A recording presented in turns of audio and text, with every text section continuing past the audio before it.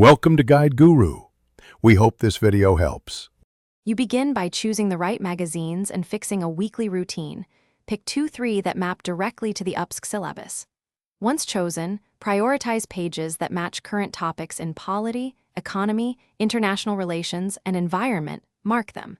You should allocate a focused 45 to 60-minute slot weekly. This stops passive skimming. Also, set simple section tabs so you can find articles fast. This first action converts passive reading into a disciplined, syllabus-linked habit. Start immediately and stay consistent. Now you transform articles into usable notes. Extract 3 to 5 precise bullets per piece. Include the date and source so context stays clear. Make sure to explicitly link each note to the syllabus subtopic and tag it for prelims, mains, or interview relevance. This organizes retrieval.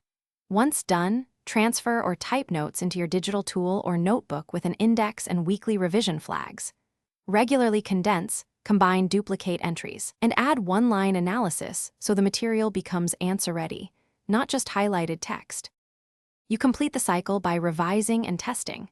Spend 20 to 30 minutes weekly on flashcards or quick quizzes that use your magazine notes.